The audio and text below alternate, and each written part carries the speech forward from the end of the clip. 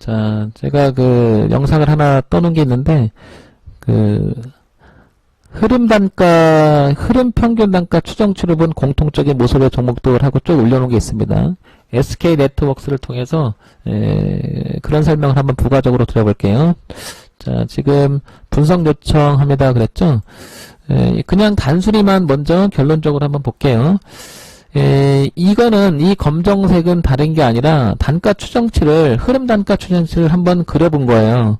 이게 뭐 맞을 수도 있고, 여러분들도 이런 차트를 만드셔서 가지고 계신 분도 있을 거예요, 분명히. 같은 그림도 있을 것이고, 다양한데, 여기 보시면, 그, 뭔가 파란색 선이 있고요, 그죠?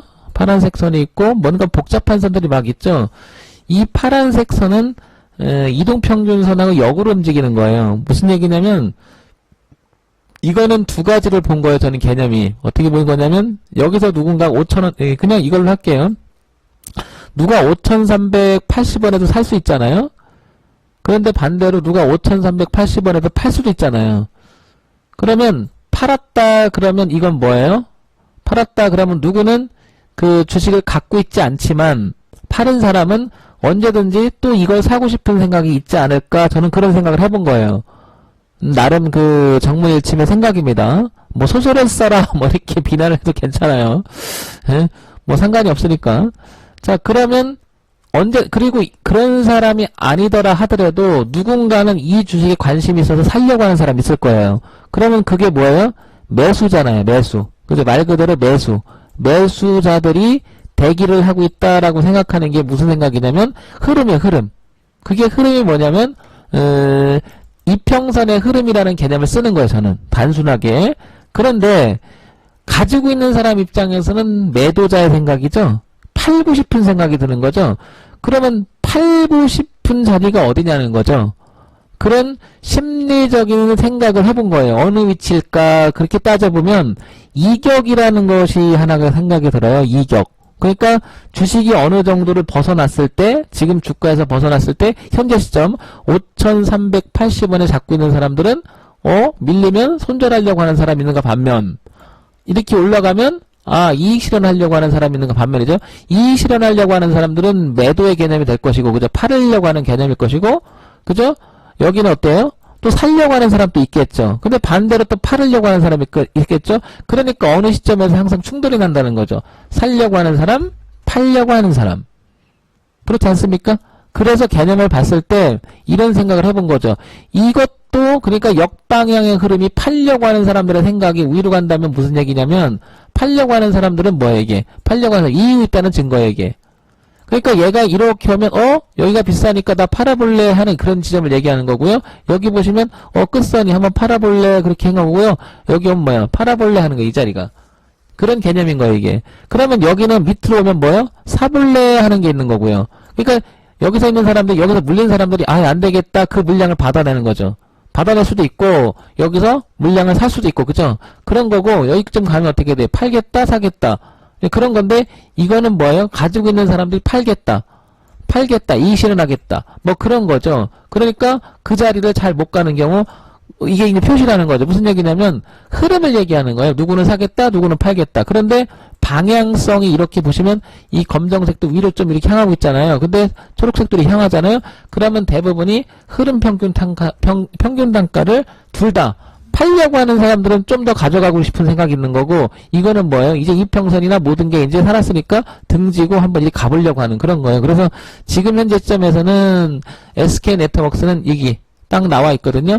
5,213원을 깨지 말아야 된다, 이런 개념이거든요, 지금은. 그럼 깨지면은, 이게 깨졌다 그럼 어떻게 되냐면, 이 매물이 이거 뭐냐면, 여기서 샀던 사람들은 여기 깨드는 순간 어떻게 돼요? 올라오면 자르려고 하겠죠. 그게 이제 저항 매물이라고 제가 맨날 얘기하는 거거든요. 그렇게. 그러면 다시 이제 연봉으로 다시 가볼게요. 이런 설명을 드린 것은 제가 영상 하나 올렸는데 많은 분들이 보고 계시기 때문에 참고사항으로 한번 보시라는 거예요. 자, 고점이 낮아져요. 이제 본연의 모습으로 갈게요. 그죠? 이렇게 보시면 어때요? 여기 못 갔죠? 여기서 정보를 하나 얻을 수 있겠죠? 자, 월봉 볼게요. 이제 익숙해진 분들은 제가 얘기하는 게 이제 하나의 기계적으로 가잖아요. 척척척척, 그죠? 자, 그러면 지금 볼게요. 저 고가의 트렌드를 일단 이거는 맞겠어요. 그죠? 그 전체적으로는 SK 네트워크스는 이런 그림을 흘러가고 있다. 그런데 하나 있죠? 이 자리가 지지를 했죠. 그죠? 지지를 했죠. 넥자리를. 이런 게 이제 포인트죠. 그리고 올려놓고 눌림 주고 여기는 걸렸지만 여기는 지지했다. 그러니까 얘가 어때요?